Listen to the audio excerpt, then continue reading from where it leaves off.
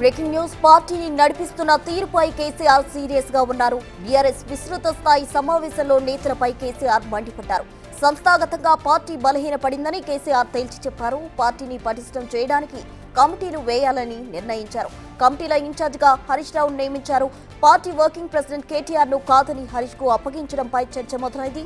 కేటీఆర్ పనితీరుపై కేసీఆర్ అసంతృప్తిగా ఉన్నారా, అందుకే కీలక బాధ్యతలు హరీష్ రావుకు అప్పగించారా అన్న సందేహాలు పార్టీ నేతల్లో వ్యక్తమవుతున్నాయి.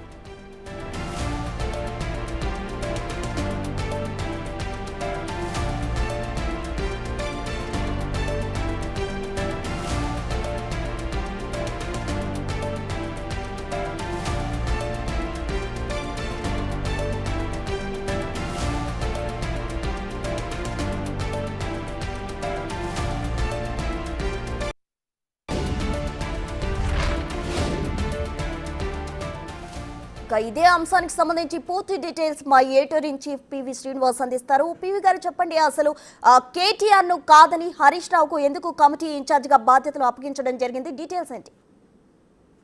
మన ప్రారంభం అంటే పార్టీ ఆవిర్భావం నుంచి ఇంకా చెప్పాలంటే అంత ముందు కేసీఆర్ ట్రాన్స్పోర్ట్ మినిస్టర్ గా డిప్యూటీ స్పీకర్ గా ఉన్నప్పటి నుంచి కూడా పార్టీ పార్టీ ఏర్పాటు చేయాలి, టీఆర్ఎస్ పార్టీని ఆవిర్భావ దశకు ముందు నుంచి కూడా ఇంకా చెప్పాలంటే తెలుగుదేశంలో ఉన్నప్పటి నుంచి కూడా కేసీఆర్ ఆలోచన విధానాలు, కేసీఆర్ యొక్క వ్యూహాలు, కేసీఆర్ ఎత్తుగడలు కేటీఆర్ కన్నా హరీష్ రావుకి ఎక్కువ తెలుసు అనేది అందరికీ తెలిసిన విషయం. ఎందుకంటే కేసీఆర్ తో నిత్యం పార్టీ ఏర్పాటుకి సంవత్సరం ముందు నుంచి అంతకన్నా ముందు ట్రాన్స్పోర్ట్ మినిస్టర్ గా లేకుంటే డిప్యూటీ స్పీకర్ గా ఉన్నప్పటి నుంచి నిత్యం కేసీఆర్ వెన్నుదనుగా అంటిపెట్టుకొని ఉన్నటువంటి వ్యక్తి హరీష్ రావు.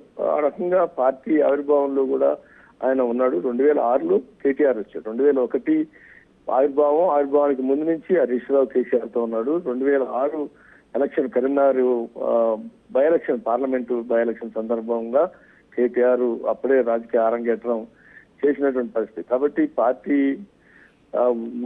మొత్తం ఉద్యమకారులు కానీ, పార్టీ ఆవిర్భావం నుంచి ఉన్నవాళ్ళు కానీ, తర్వాత జరిగిన పరిణామాలు కానీ, పార్టీ నిర్మాణం సంబంధించినటువంటి ప్రతి అంశం క్షుణ్ణంగా రాష్ట్రంలో ఎవరెవరు ఏ గ్రామ స్థాయి నుంచి క్షేత్రస్థాయి నుంచి ఎవరెవరు కార్యకర్తలు ఎవరు ఎట్లా పనిచేశారు ఏంటి అనేది ఒకటైతే, రెండోది నిర్మాణం ఎలా ఉండాలి ఏంటి. ఎందుకంటే చాలా సందర్భాల్లో కేసీఆర్ ముఖ్యంగా కేసీఆర్ చాలా సందర్భాల్లో పార్టీ నిర్మాణం విషయంలో ఆయన చాలా ఆచితూచి నిర్ణయాలు తీసుకున్న సందర్భాలే ఎక్కువ ఉన్నాయి. మనం చూస్తే కనుక పార్టీ అధ్యక్షులు ఉంటారు కానీ సెటప్ ఉండదు.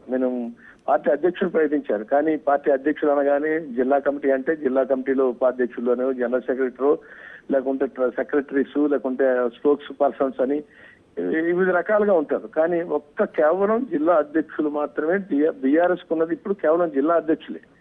అట్లాగే మండల అధ్యక్షులే ఉంటారు కానీ మండల కమిటీ ఉండదు. జిల్లా అధ్యక్షులు అంటే జిల్లా కమిటీ ఉండదు.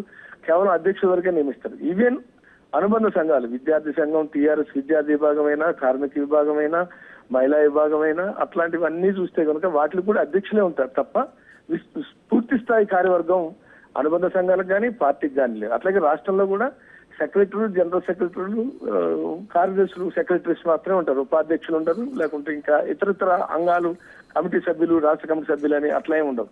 కేవలం ఒక 10 మందో జనరల్ సెక్రటరీలు, ఒక 12 మందో సెక్రటరీస్ అంతవరకే ఉంటారు. కాబట్టి కేసీఆర్ మొదటి నుంచి చెప్పేది ఏంటంటే బీఎస్పీ తరహా నిర్మాణం అని చెప్తూ ఉంటారు. అంటే పూర్తి స్థాయి నిర్మాణం చేయటం ద్వారా వాళ్ళందరికీ పదవులు ఇవ్వటం ద్వారా రేపు పొద్దున్న వాళ్ళు పార్టీ మారితే బీఆర్ఎస్ నుంచి సెక్రటరీ వెళ్ళిపోయారు రాజీనామా, లేదంటే రాష్ట్ర ప్రధాన కార్యదర్శి రాజీనామా, లేదంటే జిల్లా జనరల్ సెక్రటరీ రాజీనామా, ఇట్లా బీఆర్ఎస్ అంతా ఖాళీ అయిపోతుందనో, లేదంటే బీఆర్ఎస్ నుంచి చాలా మంది బయటకు వెళ్ళిపోతున్నారు అనో అని ఉంటుంది. కాబట్టి వాళ్ళకి హోదా ఇస్తే వాళ్ళ పార్టీ మారేటప్పుడు హోదాని ఉపయోగిస్తారు. తద్వారా మీడియా కూడా ఎక్కువ ఫోకసింగ్ ఇస్తుంది. కాబట్టి హోదాలు ఇవ్వకూడదు అనేటువంటిది ఆయన ఒక వ్యూహంలో భాగంగా నిర్మాణం చేస్తూ వచ్చారు ఇప్పటిదాకా.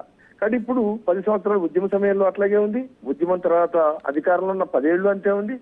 కాబట్టి మొత్తం నిర్మాణం ఇప్పటి వరకు 2001 నుంచి పార్టీ ఆవిర్భావం నుంచి వాళ్ళ 25 సంవత్సరాల కాలంలో పార్టీ నిర్మాణం విషయంలో మొదటి నుంచి పార్టీ నాయకత్వం అంతా నిర్మాణం బలంగా ఉండాలి, తెలుగుదేశం నిర్మాణం బలంగా ఉండటం వల్లే తెలుగుదేశం తట్టుకొని నిలబడ్డది, ఇంత పెద్ద తెలంగాణ ఉద్యమంలో కూడా తట్టుకొని నిలబడ్డది. ఇట్లా చాలా చర్చలు నాడు టీఆర్ఎస్ లో కానీ నేడు బీఆర్ఎస్ లో కానీ విస్తృతంగా జరుగుతున్నాయి ఈ చర్చలు. అయినప్పటికీ కూడా కేసీఆర్ ఎక్కడ ఆ విషయంలో చాలా ఒక్క సెక్రటరీ జనరల్ అని నరేందర్కి, విజయశాంతికి, కేకేకి ముగ్గురికి ఇచ్చిన సందర్భాలను ఒకసారి నరేంద్రకి సెక్రటరీ జనరల్ అనేటువంటి పద్ధతుల్లో, తర్వాత విజయశాంతికి ఇచ్చారు, తర్వాత కేకేకి ఇచ్చారు సెక్రటరీ జనరల్ అనేటువంటి పోస్ట్. కాబట్టి మనం చరిత్రలో కేసీఆర్ ఆ పార్టీ ఆవిర్భావం నుంచి టీఆర్ఎస్ కానీ ఇప్పుడు బీఆర్ఎస్ చరిత్ర చూస్తే పర్టికులర్ గా ఉంటుంది పార్టీ నిర్మాణం విషయంలో ఆయన ఆలోచన. కాబట్టి ఇవన్నిటినీ కాచి వడపోసిన వ్యక్తి హరీష్ రావు. కాబట్టి ఈ మొత్తం సెటప్ లో పార్టీ కమిటీలు ఎలా ఉండాలి, ఏంటి, ఏ రకంగా ఉండాలి, కేసీఆర్ ఆలోచన విధానం ఏంటి అనేటువంటి దాన్ని అర్థం చేసుకోగలిగిన వాడు, లేకుంటే నాయకుల్ని గుర్తించగలిగిన వాళ్ళు, నాయకుల యొక్క పనితీరు, వాళ్ళ యొక్క కాంట్రిబ్యూషన్ ని అన్నిటినీ సంపూర్ణంగా ప్రతి క్షేత్రస్థాయిలో, గ్రామీణ స్థాయి, గ్రామం నుంచి మొదలుపెట్టి మండల, జిల్లా స్థాయి, రాష్ట్ర స్థాయి వరకు ఆ రకమైనటువంటి నాయకత్వాన్ని గుర్తించి పేరు పెట్టి పిలిచి వాళ్ళ యొక్క క్యాపబిలిటీస్ ఏంటి, వాళ్ళ యొక్క కాంట్రిబ్యూషన్ ఏంటి, వాళ్ళు పార్టీకి చేసిన కృషి ఏంటి, ఇవన్నిటిని గమనించి గుర్తించగలిగేటువంటి ఒక ముఖ్య నాయకులు అని అంటే ఎవరు అంటే హరీష్ రావు వస్తాడు. అది ఎవరో ఇష్టం ఉన్నా ఇష్టం లేకపోయినా ఆయనకున్న కేసీఆర్ తో ట్రావెల్ చేయటం వల్ల ఆ యొక్క అంత మందిని గుర్తించగలగటం ఉంటుంది. కాబట్టి బహుశా ఆ కాంటెక్స్ట్ లో ఇచ్చారు అనేటువంటిది క్యాడర్ లో ఒక చర్చ అయితే, కేటీఆర్ కాన్సన్ట్రేషన్ అంతా కొంత ప్రచార పటాటోపం మీద ఉంటుంది. పార్టీ నిర్మాణం మీద, లేకుంటే పార్టీని బలోపేతం చేయాలి, పార్టీని స్ట్రెంథెన్ చేయాలి, లేదంటే క్యాడర్ ని కోఆర్డినేట్ చేయాలి, క్యాడర్ మధ్య సమన్వయం చేయాలి, వీటి కన్నా కాన్సన్ట్రేషన్ మీడియా, సోషల్ మీడియా, కొంత ప్రచార పటాటోపం వీటి మీద ఇప్పుడు మనం ప్రతిపక్షంలో ఉన్నాం. ఈ ప్రచార పటాటోపమే రేపు అధికారంలో రావడానికి ఉపయోగపడదు అని గుర్తించిన వాడు కేసీఆర్. ఎందుకంటే ఈ ప్రచార పటాటోపం మీడియాలో, పేపర్లో, ఫోటోలకో, వీడియోలో, లేకపోతే టీవీల్లో ప్రచారం ఆర్భాటం కనపడుతుంది.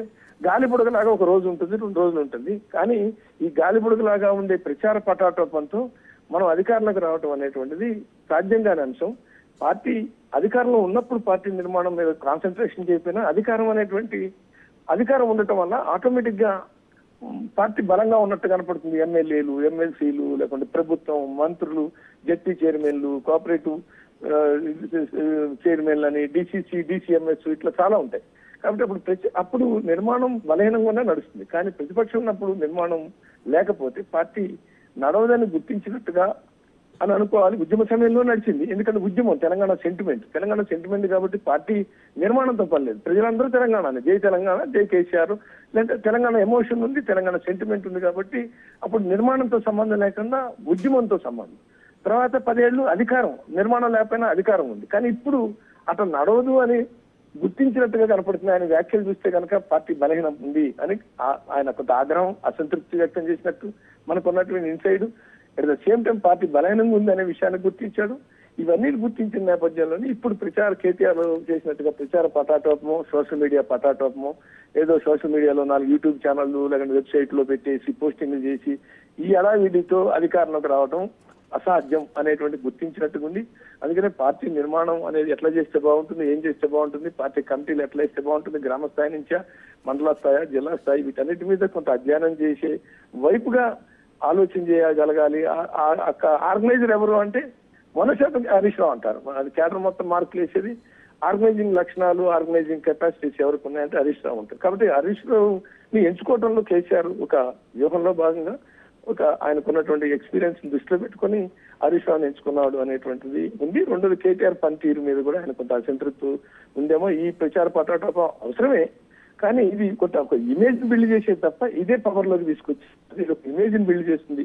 ఏదో ప్రభుత్వానికి వ్యతిరేకత ఉందనో, లేకుంటే మళ్ళీ మనం తిరిగి అధికారంలోకి వస్తామనో, క్యాడర్లో ఉత్సాహాన్ని ఇవ్వడానికి పనికొస్తుంది, ఉత్తేజాన్ని ఇవ్వడానికి పనికొస్తుంది తప్ప అధికారానికి చేరువు కావడానికి కేటీఆర్ యొక్క స్ట్రాటజీస్ వర్కౌట్ కావు అనేటువంటి దాన్ని కూడా కేసీఆర్ గుర్తించాడా అనేది వాళ్ళ కేసీఆర్ యొక్క వ్యాఖ్యలు కానీ హరీష్ రావు బాధ్యత అప్పచెప్పడం బట్టి చూస్తే 100% అదే అనిపిస్తుంది. క్యాడర్ గులాబీ తమ్ముళ్ళు కూడా ఆ చర్చ నడుస్తుంది.